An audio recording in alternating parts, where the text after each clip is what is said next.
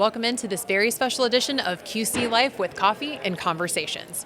Now, this show has been all about sharing real stories about people who decided to make bold choices and to brew a truly beautiful life. These are people who took the path less traveled in search of something great and in search of something different. In honor of Black History Month, we would like to highlight the creators, the change makers, the risk takers, and the entrepreneurs who have shared their experiences and their stories with us. We're turning up the mic on Black voices, ready to share what fills their cup on Coffee and Conversations. Black history is filled with performers who use their voices and their stories to move audiences and open doors for the next generation. And our next guest is doing just that. Maria Howell is a world-renowned singer and actress whose powerful voice on and off stage brings a presence that is completely her own.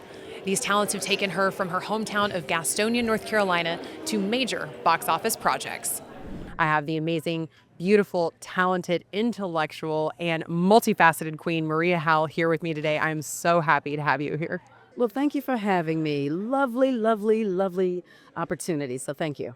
Life has only gotten better, bigger, and bolder for you. I think so. I think so. It's really interesting because my whole personal mantra is do it scared in the midst of fear. Okay. So don't think just because what you see, what you've seen me do means that I have had all the confidence in the world, because I haven't. Sometimes I've had to catch up to my confidence, if that makes sense at all. When you look at your career, and there's so many different things, like that's another thing, is you're such a chameleon, because not only are you an incredible singer and incredible actress, but the roles that you have played, I said earlier, was from Hallmark to Hunger Games and everything in between, because whether it's law and you're discovering things, or you're fighting crime, or you're there's just so many things in between. So how do you step into every opportunity as if it's brand new, but also learn along the way? Wow, that's a great question. I don't really think about it too much, except for I rely on whatever I've added to my toolbox, if you will. With every role, there is something that I learn. Okay. So it's there, and it's like it just automatically comes when I need it. I just don't think too much about it. Yeah. When people write roles, it kind of speaks for itself, because you know what that is. With training, with acting classes and all of that kind of stuff, and being on the job training, if you will. Right. You just know. And maybe I take for granted that, I don't know what I'm doing, and everybody does. But evidently I know something, and I'm learning as I go along. That's why I'm always trying to inspire people. Don't worry about it. Go for it. If there's a piece inside and you know it's your calling, go for it. Can you walk us through what your path has looked like so far, and just some of the roles that have stood out to you, and what you loved about them? Well, we start with The Color Purple, because it's going to be sentimental forever. It was my first one.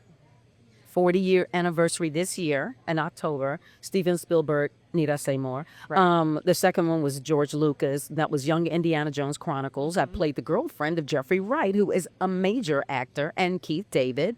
Those first two were sentimental. Fast forward, Hunger Games goes without saying. Right. I mean, Hunger Games Catching Fire, that was like, oh, this is big movie making. Right. The red carpet was the longest red carpet I had ever walked. We won't talk about the shoes I wore that night. Anyway, let me see some meaning. There's an independent film called Bewildered that I also did with Keith David. We played singers, husband and wife. That was amazing because it dealt with Alzheimer's and dementia. A lot of music involved with that film. That was very sentimental. Oh my gosh, Hidden Figures. That's a good one. Incredible. Hidden Figures. I love watching them. I've seen it so many times. It makes me cry. Yeah. My favorite is when they all go, when the big computer, they figured out the big computer. Yeah. And it's like, all right, everyone get your stuff. And it's like, we're going. She's like, my girls are ready. And I'm just like, there. Yeah. Like walking down the hall and just crying. Yeah. That movie, I didn't know how monumental it was until after the editing had taken place. When you look at your singing career, how did you feel making sure you could weave that into what you were doing as an actress? As a friend of mine told me, Victoria Rowell, I'm dropping names. Drop away. She said sometimes we have to bang our own pots and pans. Yeah. And I didn't understand that earlier in my career, because I was like, that's being too self-promoting. You know, sometimes you just got to know how to do it. And I make sure that everybody knows I do both. And I think sometimes, kind of like you said, we have to be our own squeaky wheel. Yeah. But that's something that's kind of been a theme on these conversations is I had to learn that from a story that I shared last week when I didn't vote for myself for a team captain position. And then my dad was like, why are you upset that somebody else won team captain? You didn't even vote for you, so why the hell is somebody else voting for you? And that really changed my perspective where it's like, no, I do have to be my number one fan because like everyone else is going to be number two at best. Like I do have to be number one. Isn't that something? But it's hard to wake up and, like you said, make that decision every day to vote for yourself. Now, before we go, I have to ask you, because this is something that we always talk about on this broadcast. And when you're looking at what fills you up, we're obviously at Community Matters Cafe. We talk about what goes in our physical coffee cup, but what fills your cup as Maria Howell every day? Waking up each day. Waking up and saying, oh, I've got a blank slate. I can move and navigate through this day how I want to. Just make it special. Make it meaningful. And once I learn how to do that, it's like my day is filled with joy. Well, thank you so much for joining us. I think we know a little bit more about Maria. Keep us informed. We want to know about the merch. We want to know about the fashion. Absolutely. Obviously, you can catch her at C-Note. She has amazing shows coming up. I'm sure we'll see you more on QC Live, because anytime you want to sing in that studio and fill it up with your amazing voice, we'd love to have you. Aw, thank you. Maria's journey is a reminder that your talent, your voice, and your story all deserve a stage. They all deserve a spotlight. Now, whether that spotlight is on your hometown or on screens around the world, betting on yourself can open up doors that you never imagined. And sometimes the next big role in your life just starts with the courage to step forward. If you want more from Maria, you can catch her regularly right here on WBTV in the daytime soap opera Beyond the Gates on CBS. From the arts to the stars, Black pioneers have helped shape the future in every field imaginable, including space exploration. Now, our next guest quite literally reached for the stars. Winston Scott is a former NASA shuttle astronaut who flew on not one, but 2 different space missions and completed 3 spacewalks. And today, he's helping shape and inspire the next generation of space explorers. When I was selected as an astronaut, I reported to Johnson Space Center as an astronaut candidate, a rookie. We all astronaut candidates. And we had international astronauts in my class. There were 19 Americans, but we had 2 Canadians. We had a person from France, a person from Italy, and a person from Japan. Now, when I first got there, you just begin to meet people. Right. And I remember, okay, that's Koichi from Japan. And that's Mauricio from Italy. And that's Jean-Francois from France. But pretty soon, you get to know each other. The barriers come away, and it's no longer Koichi from Japan. It's just Koichi. Yeah. And it's no longer Jean-Francois from France. It's just, actually, we gave him a nickname, Billy Bob. We figured Jean-Francois is too long, but he needs the American name, so it's Billy Bob. And then there was Mauricio from, so the barriers come down when we get to know each other, we spend time together, and we realize that we have more in common than we have in differences. And that's the fundamentals of teamwork. People last night, I have to laugh because there are no words I can say to make you see it or feel it. I describe it. Space is absolutely, well, it's incredible, it's amazing, and you see Earth from a different perspective than you've seen it before. I remember the first time I looked out of the orbiter down at the Earth. I also remember the first time on a spacewalk, when I'm outside floating around and I looked over and down at the Earth. You get a sense of how high you are and how fast you're moving. See, we're moving at 17,500 miles per hour. And when you look down at the Earth, you see exactly how fast you're moving over the Earth. So space is an amazing place. It can be very intimidating, but it's also fascinating. We go around the Earth every 90 minutes. Every hour we have, we completely circle the globe. So you can look out and see the continents coming. You know, and you roll across that entire continent in just a few minutes. Then you cross the next ocean and you see other continents off to the left and right of you. It's just an amazingly incredible place that's so foreign to what you've witnessed being earthbound. You know, absolutely. I don't think you can fly in space and not have it affect you one way or another. And you realize that some of the things, when you come back from space flight, you realize some of the things that we're so serious about and we're so intense about here on Earth are really trivial things that we should not be arguing and fussing about.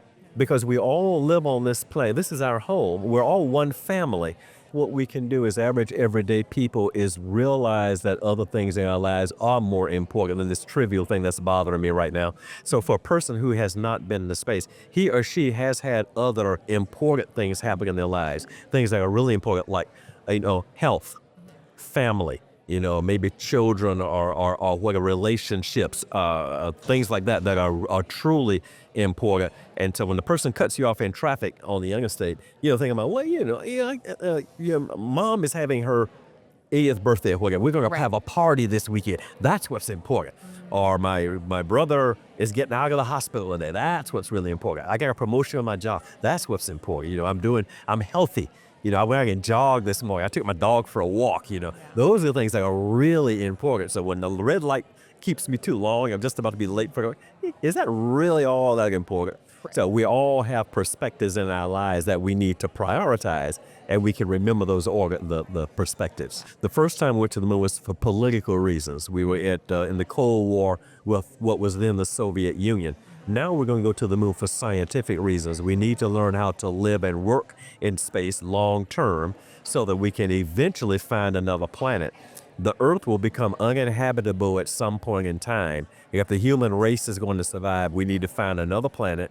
To find another planet, we need to begin now looking around our own backyard, learning how to go out into space and find these other planets. So that's kind of the big picture. Along the way, everything we learn and do in space benefits people down here. We were talking about celestial navigation, but if we get back to terrestrial navigation, which is celestial also, to find this coffee shop, of course, we load it into our GPS. Of course. People might not realize GPS works off satellites. Who put the satellites in space? America's space program. So everything we do. Well, thank y'all for that, because I never found no way anyway. Shout out to them. Well, people take it for granted. We use a lot of things every day in life that came out of America's space program. What fills my cup at the end of the day is doing what I'm doing now. Sharing my experiences with others and having a positive response. That really fills my cup. And then doing the things that I enjoy doing. I still enjoy flying. I enjoy playing music. Tennis is my exercise these days. I started playing tennis at the end of COVID. So that's my physical fitness. If I can do those things during the day, do something for myself, to build myself, exercise, music and so on, and then share my experience with others, I think I've had a pretty full day. My family is important. My wife and I have been together for a long time. We have adult children. Our son's he's a Navy fighter pilot. Oh, wow. Runs in the family. And then we have a daughter and family, and granddaughter live in Florida. And so family is important too. Mm-hmm. Fantastic. Winston's story shows us that the sky is never the limit, when curiosity, discipline, and determination are all part of the mission. From spacewalks to inspiring the next generation, his journey proves that big dreams and strong education can launch you farther than you ever thought imaginable. History is shaped by people who made bold choices, took big leaps, and had the courage to create their own lane when theirs didn't exist yet. Now, our next guest did exactly that by walking away from a corporate career to build a brand all her own. Ohavia Phillips-Reed is an author, MC, and media personality, known for her activism of culture, inclusion, and led by love and the brightest smile you've ever seen.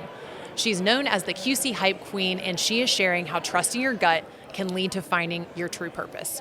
You were the first person I met. I got walked in the building. I got sat in the studio, Jenna. And I met you basically first. I met the producers. They took me in the studio, but you were doing a segment on QC Life, and I met you, and you were like, "Hi, I'm Ohavia." I was like, "Does she work here?" I was like, "Who is this shiny beacon of a person?" I love you. Yeah. Yo, I didn't know that was your first day, but talk about reflections, right? Because y'all, she had that same energy, that same just about her. I said, who is the baddie, the tall baddie? And here it is. And here we are. And here we are. It was meant to be. So that was the first thing that I saw in you and around you, was just that you are light and you fill up a space when you walk in, but it's not a look at me. It makes you look at her, but it's just otherworldly. And I don't really know how to put my finger on it, but something I've noticed about you and your brand is that you have completely embraced yourself. Yes. You have the familia part of you. Right, always. You really are just a warm, welcoming presence. But I want to know, have you always been this person, or did you have to find that Ohavia that we see and scroll and double tap and love on every day? I love this question so much, sis. And, I've always been this person. So I grew up in Brooklyn, New York, okay? I come from Jamaicans. I come from Costa Ricans, okay? Guanacaste, Costa Rica, stand up. And Jamaica, stand up. And so, growing up in New York and having that unique experience, I was actually told, hey, don't be Little Miss Sunshine. The world is dark. It's a dark place. And we just want to train you so you can survive. And the older I got, the more I realized that the adults were looking out only because someone snuffed out their light, and you understand how the cycle just continues. Right. And so to answer your question, always been this way. And I think that Charlotte has a huge part to do with my cultivation, which is why I love this city down, because I was always this girl with this energy and this kindness and this light.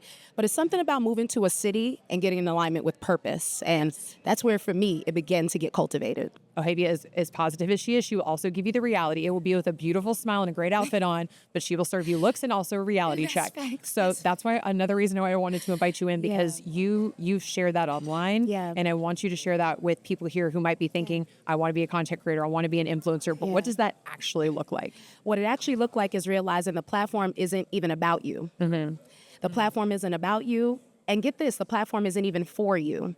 You have to be okay with realizing you are a vessel. People do not belong to you, and the message you're called to carry, the story you're called to carry, the brand, the essence and aura, wherever you are creatively, it's to inspire others. And I feel like, honestly, sis, where, it becomes a little harmful or we get in trouble or it becomes extreme is when people make it solely about them.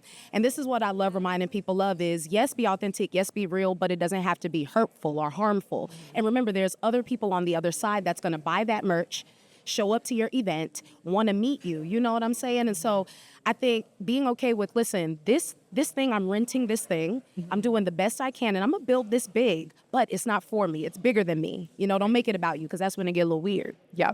Something we always talk about is just filling your own cup. So every single time we're on the show, we always ask our guests, what fills your cup? What fills you up? And I feel like maybe you have like a whole setting for 10 of cups. I don't know if you have a singular cup or if it's like more of a Yeti situation for Ohavia's cup, but what does that look like for you?